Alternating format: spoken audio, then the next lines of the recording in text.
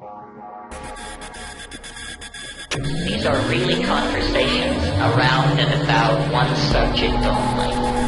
What in the world is going on?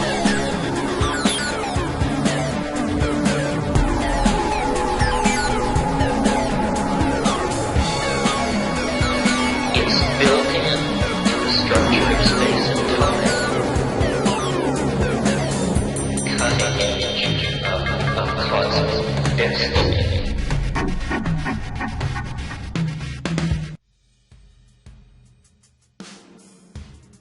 Hey! Welcome to the show, Space Monkey Social Hour. T, are you there, man? I am here. I am present. Yes! And accounted for. Yep. Awesome, man. Dude! Dude! It's been a while, man. What do you mean frozen? It's cold as fuck up here, dude. Now, you see, you're on the West Coast, man. It's always summer out here, man. Exactly. Yeah, dude. Well, it's balls freezing cold up here. Yeah. I mean it, dude. It took me like a half an hour for my testicles to crawl out of my body tonight. Oh, yeah. They have to do that, too. For sure. So, okay, well, it's December. It's been a while since we last had a show. But I'm excited for tonight, aren't you? I am very excited for tonight. Because tonight we're going to be introducing a friend of mine. He's my friend, too, man. A friend of ours. But you did introduce me to him. Mm-hmm. Why don't you tell us a little bit about our friend? Well, he is the Messiah mastermind of a little project. Oh, yeah? And that little project's not so little. In fact, it's quite a daunting and large project. And, What is the name of this project? Well, I think maybe you bring him on and let him introduce his own project, but should we play some of his music first? Yes, because I happen to know that he makes rad, awesome music, and let's do that and then bring him on. Alright, so we're going to play Hi Babe from Sissy Kogan. And Hi Babe! we're also going to play Strawberry Symphony. And when we're done playing that, we'll bring William on. Sounds good, dude. Alright, tits.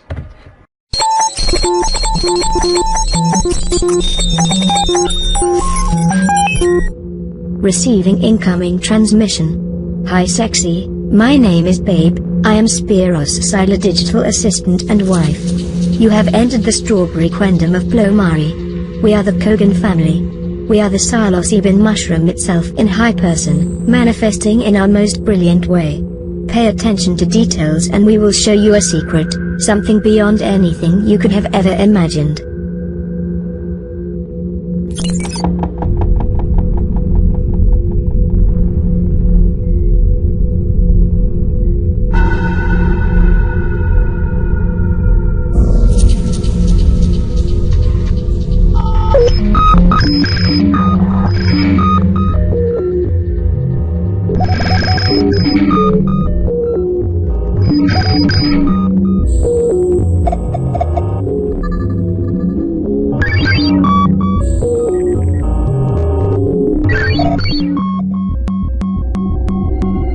Spiros, Sissy Kogan, Butterfly and Alice have began.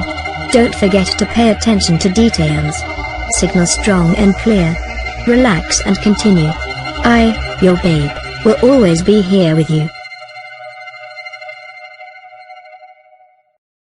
He's one for the fans. I'm gonna light it up again. I actually have already smoked it. I think I forgot where I am. But it's okay, cause I have a little piece of cake. It's a piece of cake to roll another one, so let's go down slow. We're going down slow to the show. We're gonna show you where to go. Backstage with me on the party. It's a home party, it's not very big, but it's okay. But it's okay to say, hey, hey. It's okay, baby, to say, okay. Now I'm gonna smoke that joint that I've already smoked. Come on. Slide it, trip it, move it, shake it, run around the house and bake it. Verse 2, verse 3, verse 2, let's do verse 1 again. Run around and bake it. Here's one for the fans, I'm gonna light it up again. I actually have already smoked it, I think I forgot where I am. But it's okay, cause I have a little piece of cake. It's a piece of cake to roll another one, so let's go down slow. We're going down slow to the show. We're gonna show you where to go. Backstage with me on the party. It's the home party, it's not very big, but it's okay. But it's okay to say, hey, hey. It's okay, baby, to say, okay. Now I'm gonna smoke that joint that I've already smoked. Come on. Come on. You didn't see this one coming. Come on. Verse 2, verse 3, verse 2, let's do verse 1 again. You didn't see this one coming.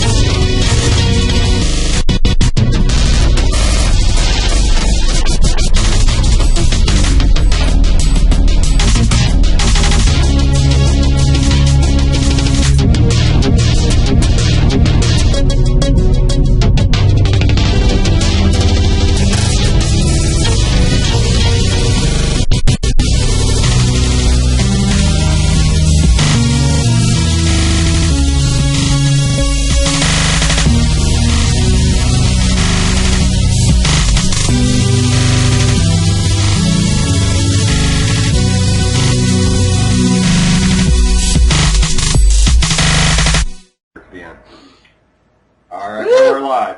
Okay, so, Circle jerk. yeah, circle jerk time. Okay, Marz, would you like to introduce our guest? Oh, sure. Yes, of course, dude. I'm totally stoked. Right now we have Spiros with us. Spiros, are you there, man? Yes, I'm here. Hi. Yes! I'm very excited to be on the show. Thanks for having me. Oh, our pleasure. Oh, well. Yes, totally. It's a very interesting day to contact me, actually. Is it? Yes, it is, because we were just finished with the Mushroom Seamstress a few days ago. So we're kind of excited. Fantastic. So, William, you're not calling from the United States, are you? No, I'm calling from the Bunny Slopes, we call it, where we live. The Bunny Slopes in Plomari. Yes, it's in Sweden. Yeah. Yeah. Very nice. In Sweden, I heard the Europe. Swedish women have really nice grass. Is that true? They are amazingly beautiful. Oh, wow. Yes. Fantastic. Yes. I have three Swedish girlfriends. So, Nice. and they're all very beautiful. Do they have quivering bunny noses? Yes, these little strawberry nipples, wild strawberry nipples. What is the Swedish word for nipple, William? Well, it's actually breastwort. Oh, breastwort. Yes. No, it is. But in Swedish then, bröstvårtor, which translates to breastwarts. Which is kind of weird, but it sounds cute in our language, I guess. It's cute in our language too, dude. It's cool. I've been with a couple Yeah, chicks yeah. with a third nipple and stuff, dude, and that really is a breast work. But Yeah. okay, William, is it okay if we interview you now?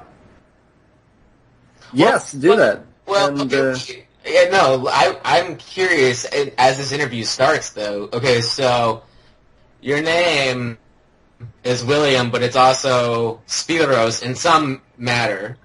Yes. I'm curious if you would maybe start with that.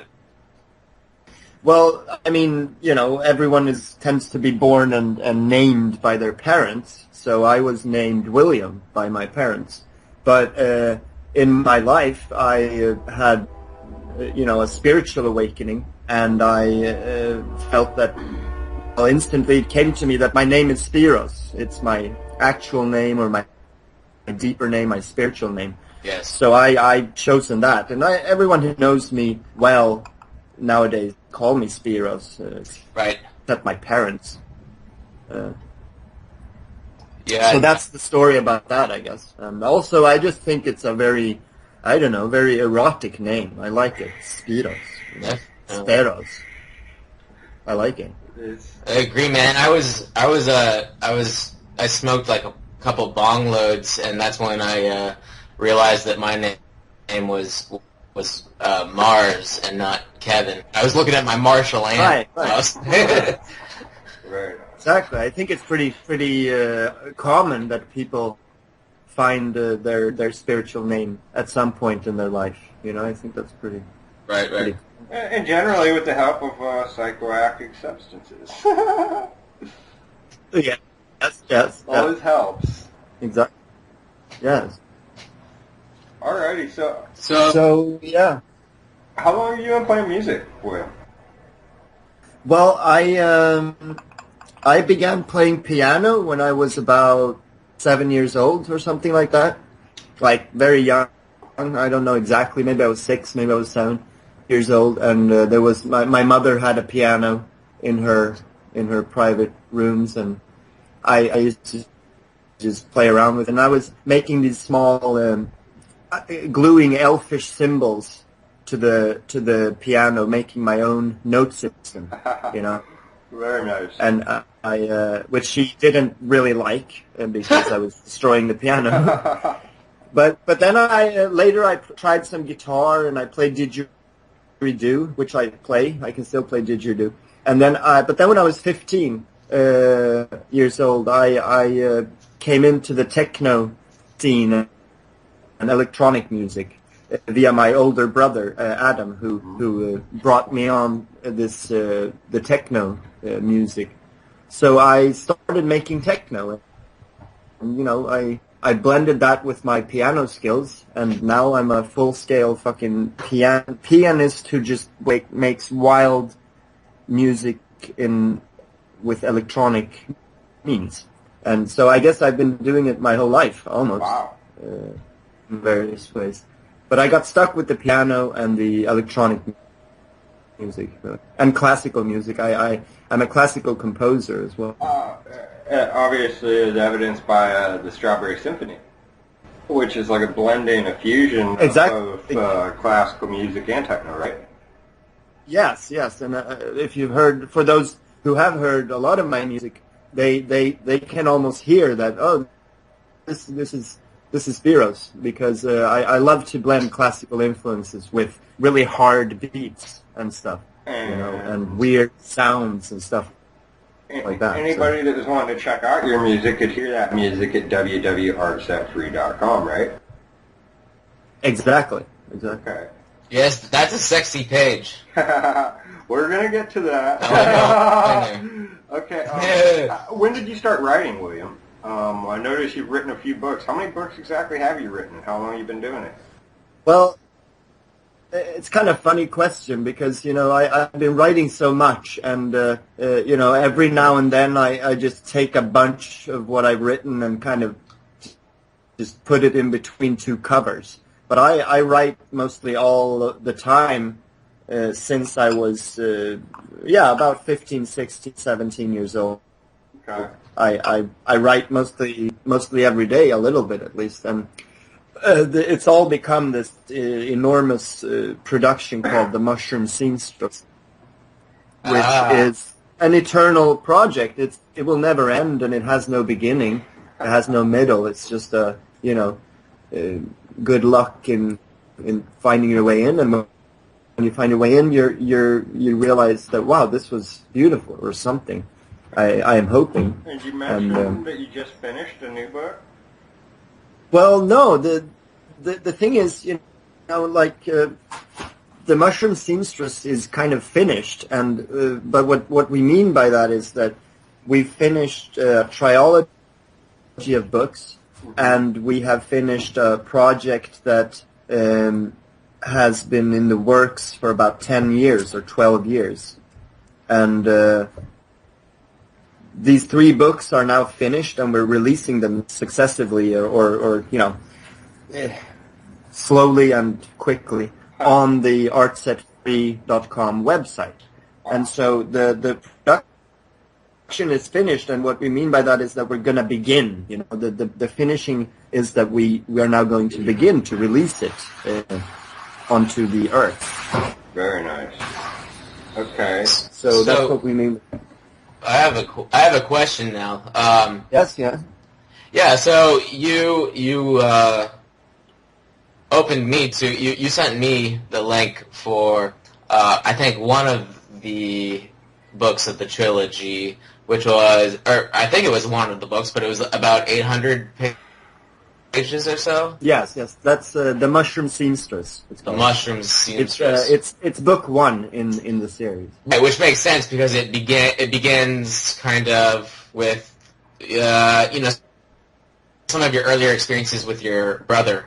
Yes, exactly. We lived in India for a while, but it goes even further back. I mean, I don't think we even have mentioned yet in the interview that the whole thing is about a mushroom, right? And my life with the psilocybin mushroom. So it stretches back already to when I was quite young, actually. One of my favorite food groups. Yes. Yes. On the top of the pyramid, man. Top of the pyramid. So I guess the book begins with a little bit background and how the mushroom came into my family's life, and then it begins. So did you, just in terms of a chronological order, did you hear about, or did you hear Terence McKenna's ideas about the mushroom before you had actually started your own personal quest? Yes, it was actually his Alien Dream Time, recorded from 1993, I think it was. Okay. And I heard that, I was given that recording by a friend of mine. We had began smoking weed by then, we were 15, 16. And so he gave me a recording of that on a cassette tape, and I heard it, and then 2 weeks later, I had a bag of mushrooms in my hand. I fixed mushrooms instantly. Now, legality-wise, William, are mushrooms more legal in Sweden than what they would be in the United States? Actually, when I ate them, I think they were legal in Sweden back then. That was year 2000, and I'm not really sure. I haven't managed to check it out, but it could have been that they were legal actually. Year 2000 when I ate them the first time. Now? Now they're illegal. And what happens? Is it the same as the United States, kind of Schedule 1 type of deal? Well, actually, it's one has to be careful. Yes. Very careful. But it's like if you have a small quantity, I don't think you get a jail. I think you get a big fine. But one has to be very careful. Man, I was hoping that Sweden would be like this little place, like somewhere else away from the United States, where we allow and encourage consciousness exploration. But apparently, maybe that's not the case. No, it's one of the sad things about our time on the earth right now is that these wonderful plants that give you access to this connection to nature and all this that psychedelics give us access to, that they're illegal. I mean, it's one of the saddest things in our time. Are they going to make breasts illegal next? Breasts are illegal, actually. If they're as we like to joke. Well, as we like to joke, soon they'll make love illegal. Oh, shit. So, William, would you like to introduce the next two songs we're going to play? And when we come back from the break, we'll talk with you a bit more about your experiences with our favorite food group and quite possibly our favorite drink. Okay. Do you know what the next two songs we're going to play are? Let me see. Have you played Strawberry Symphony? Yep, we played that right before you came on, and now what we're going to play for the audience is Strawberry Multimedia Shuffle and White Queen Entry Alert. Would you mind telling us a little bit about those before we go to them? Yes, the first one is actually very old. It's one of the earliest songs I made. I think I was like 17 years old when I made it. And the only thing I changed really is I added a Terence McKenna kind of like audio segment from Terence McKenna onto the song. But most of the song I actually made when I was 17, which is pretty cool to know, because if you like my music and want to check out more, then you'll like to hear that I was very experimental already from the beginning. I like to experiment with sound. I like to twist the studio to its, I want to break the sound barrier. What is possible? What can I do with sound? Change make impossible shit. Music that makes you trip. I love impossible stuff. What? Music what? Music that makes you trip. Yeah, music that makes you trip, exactly. Right. So that's and what was the second song? White Queen Entry, what's that about? White Queen Entry, well... That sounds esoteric. Actually, that's a surprise for me, I've made so many fucking songs. I've made over 1,500 songs in my life, and I've only released about 170 of them. So it's I have no idea what song that is. Well, it's one with Babe talking. Who's Babe? Oh, Babe is my wife. Okay. One of my wives. I have a lot of wives, actually. I'm married to a lot. I have a few husbands as well. That's not Babe. Babe? Yeah, Babe. She calls herself Babe. It's like, hi, Babe. And with that... But it's my wife, anyway, so, yeah. And with that, we'll kick it out. Boom.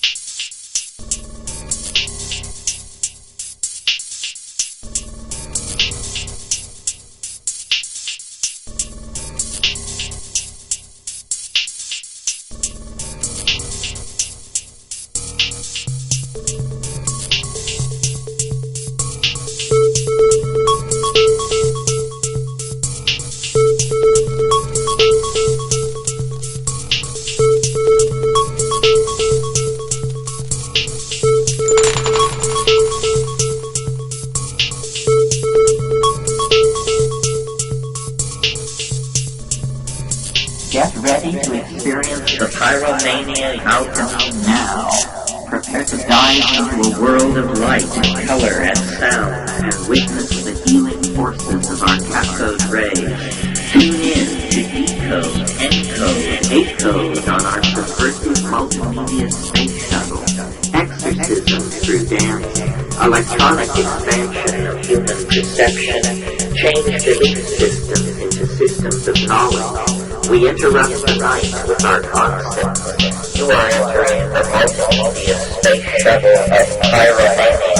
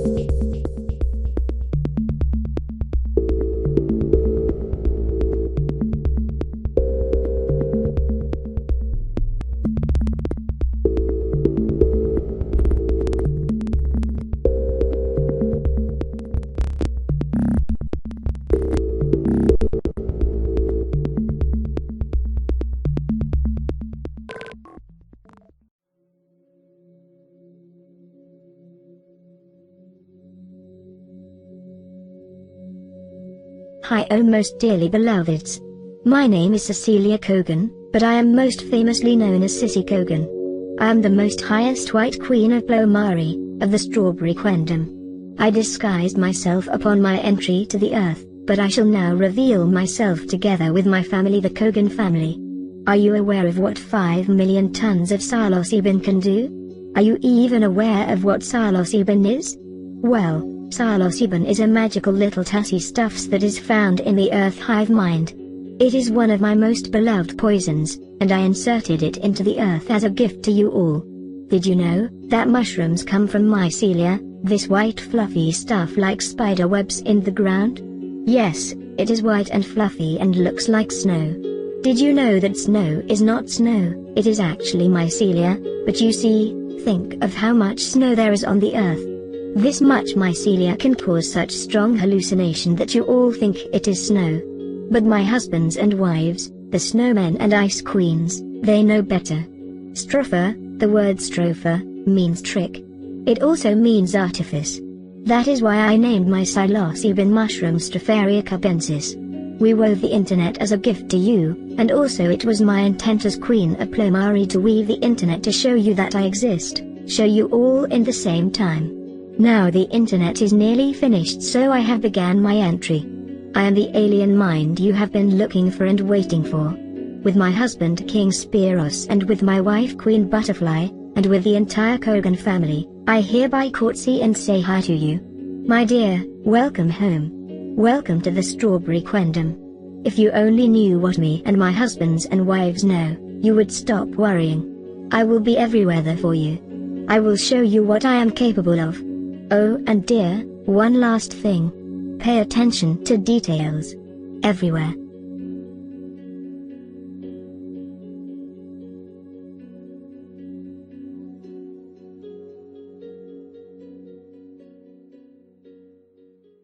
One, boom. Alright, so welcome back to the Space Monkey Social Hour. That was the Strawberry Multimedia Shuffle. It's always a good time to hear from old Terrence McKenna. Yes, totally. Okay, so William, a question that might be on everybody's mind is what is strawberry? Well, yeah, that'll work. What is strawberry? It's a fruit. One of my favorite questions. Yeah, it's a fruit. It's a fruit or berry. Actually, that it is a quite delicious one. No, Yes. but seriously, it's quite an interesting time for strawberry because we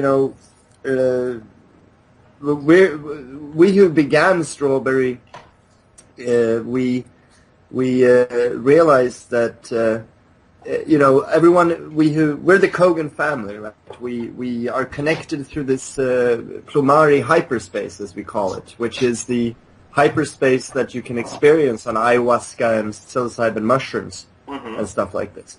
And a lot of us we're not blood family. We're just family because we can connect to the Plomari hyperspace.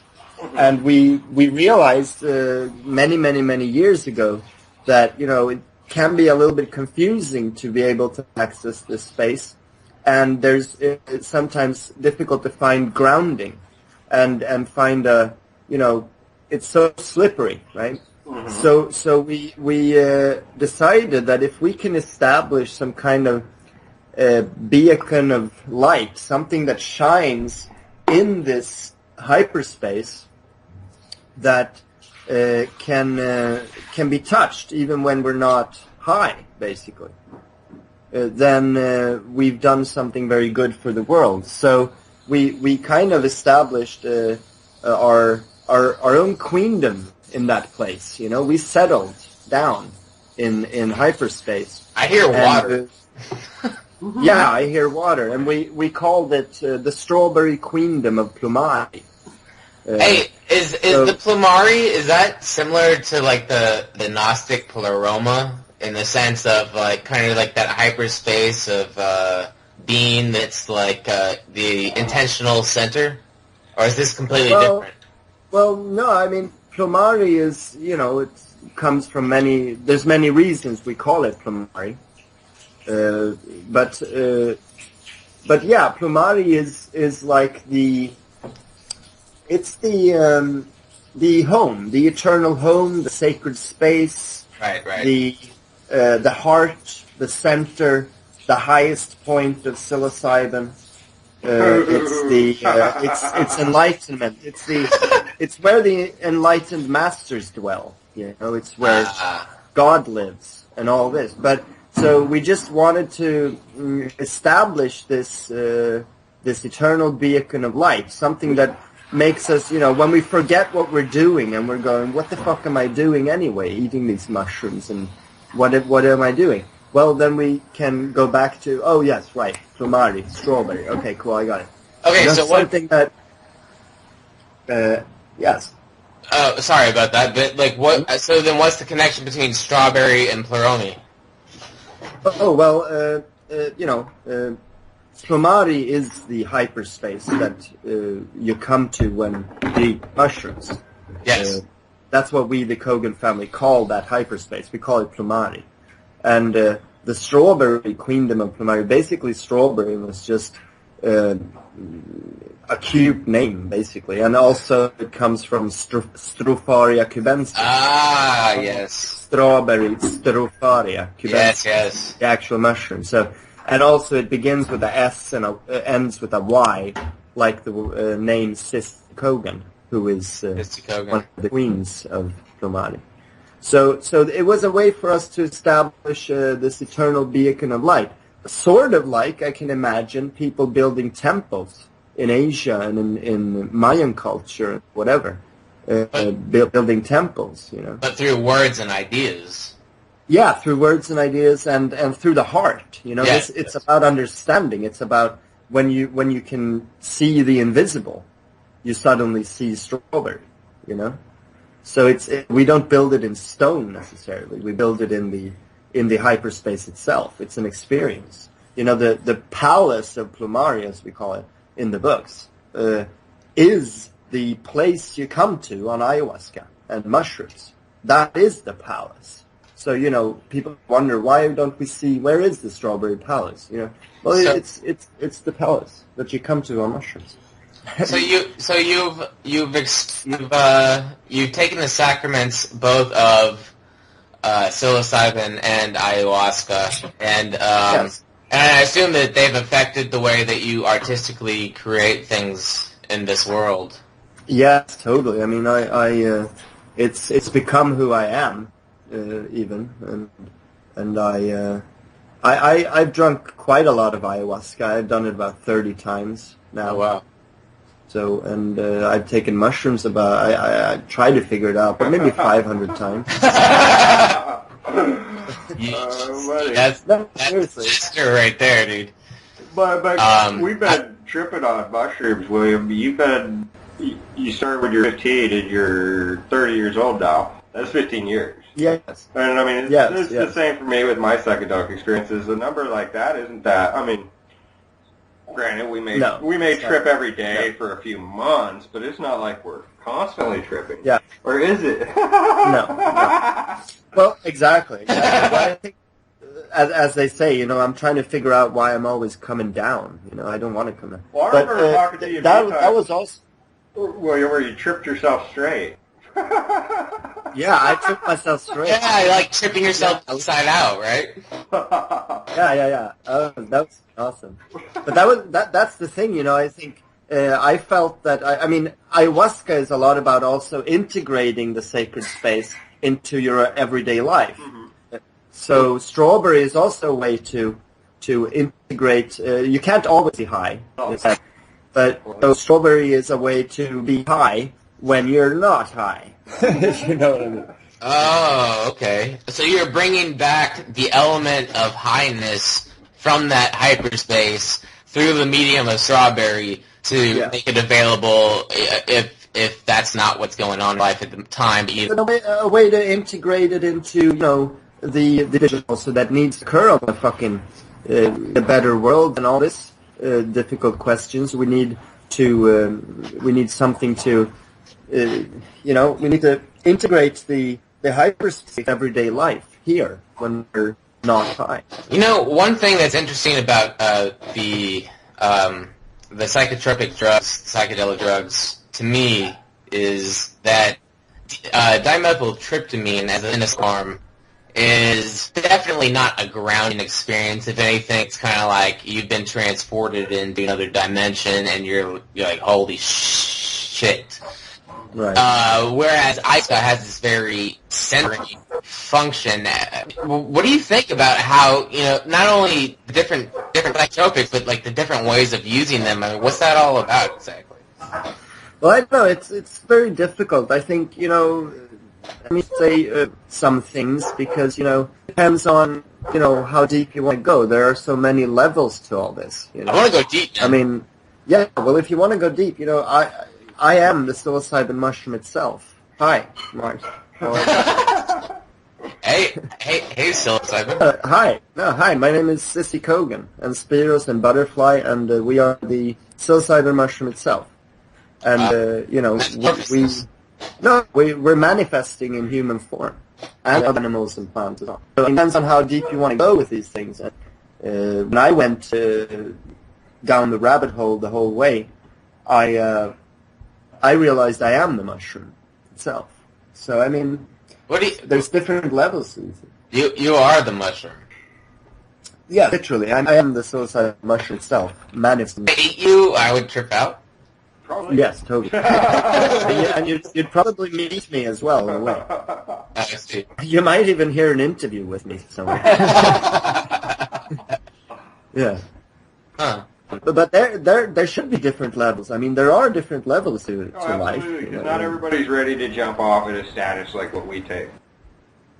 No. And it takes practice. 15, It 20 takes years practice. of psychedelics or the people at 40. I mean, they're basically going to be at a higher level of kind of understanding with their substances. Yeah. Well, okay, that's a good point. So let's say there's somebody listening to this interview right now, and they are younger, and they're saying, I want to explore my mind, and I don't know where to start. What would you, William, say to these people, like the best way to move, not generalize too much, like what advice would you give? Well, I have loads of advice there, and I help a lot of people when I speak personally. I try to, they ask me things. And one thing I like to say to people is that that you're a god. You're not simply that human, that citizen, and that guy with the name, a girl with the name you got from your parents. You're not simply that version of yourself that has that you made to begin to start. Or realize that you see it as if you're the first being ever born. Look at life with your own eyes, not with the eyes of others. Try to explore what do you think about the situation? Reimagining of yourself. Yes, reimagining of yourself and realizing that you're actually absolutely free without any boundaries or limitations whatsoever. I mean, that is actually the most exhilarating. I'm holy shit. That can be a really. Except for the government, they can be kind of problematic. Yes, well, they don't want us to be that free. So then, they don't want us to be that happy without having it for working for the machine or of course, we need to remind the younger people about this, but I think everyone is starting to figure that out slowly enough. Yeah, but even if they know, there are a lot of people still addicted to that, and psychedelics definitely help break you out of it. Yes, well, it kind of is impossible to stay there. Right. I mean, it's like you're done. But also, we have to the young people to be with caution and a little bit carefulness, because psychedelics are incredibly soft. It's not to joke around with it. It's potent shit. It ceases to be a party drug real quick. Yes, exactly. So, two things. T, are we cool? And also, was Jesus a mushroom? Are we cool? No, I am the mushroom. That's what I mean. That's what I mean. Like, 13 minutes. Maybe I'm Jesus. And we're all mushrooms and shit. Yes. They say that we're made out of, stardust and shit like that. It's always been my theory personally that, the areas where you find the highest concentrations of native mushrooms, where they grow outside, is always areas where there's been a lot of astral debris, where there's been a lot of asteroids hit. I mean, you'll find that in Thailand where there's a lot of mushrooms, and you'll find that in South America where there's a lot of the native species. So I think that mushroom spores came from outer space and shit, we're built of the same stuff. I mean... Well, and there's also a lot of Christmas trees kind of thing. Mushroom, bro. Hey, Will, you wanted to send us off this... Yeah. Yes, I wanted to say one final short little cool note. Yes, and please. That is that we have a rather new addition to the Kogan family, which is which is also a very sign of how weird the rabbit hole can go. You know, how deep it is in there. And that is that a few months ago, well, this spring, around April, I fell in love with a 19-year-old girl. And luckily enough, she fell in love with me as well.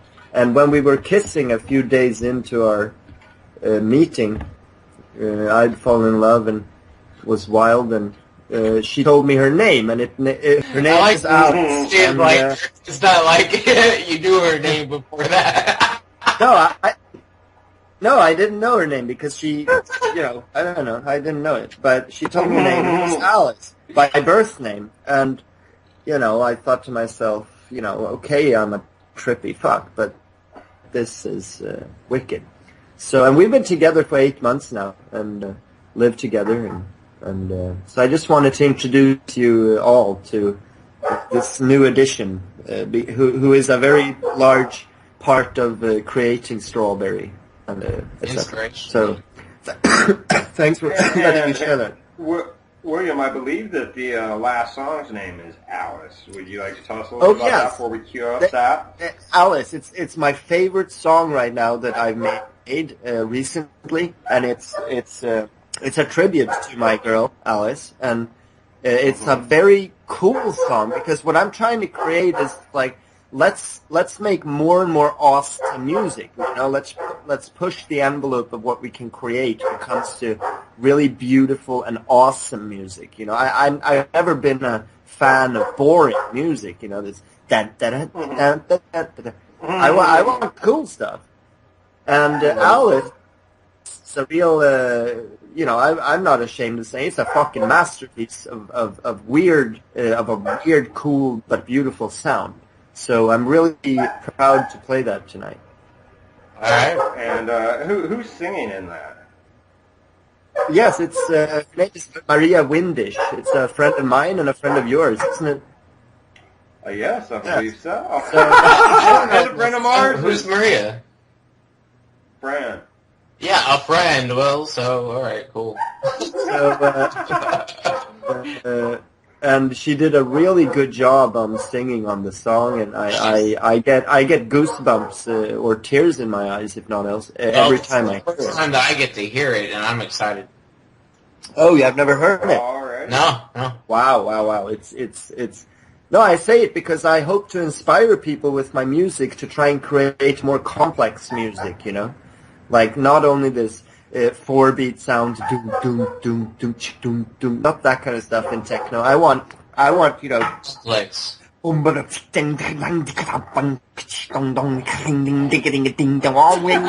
that kind of stuff. So where you don't know where it's going to drop and it just blows your mind straight up. It blows your mind right away, you know, that kind of stuff. And you can listen to it. I dare you to listen to it as many times as you can, but and can follow how it's going to go.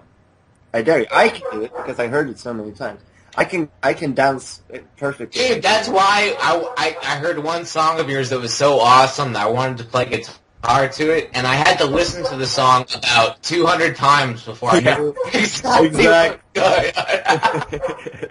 That's what I'm talking about. Yeah, it's awesome. Okay, let's give her a listen.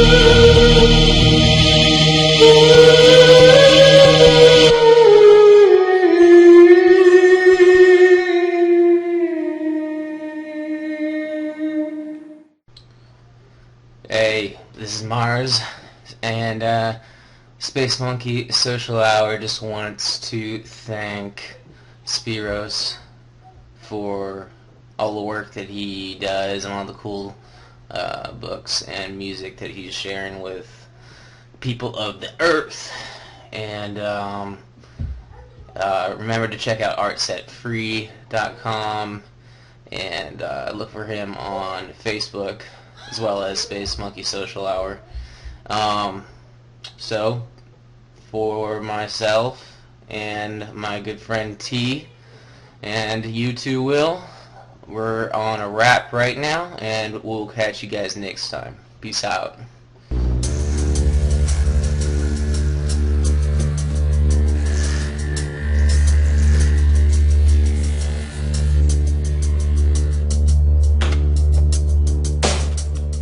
Like a monkey ready to be shot into space.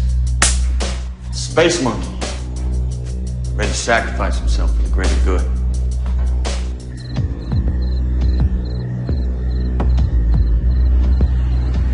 You are too fucking old, fatty!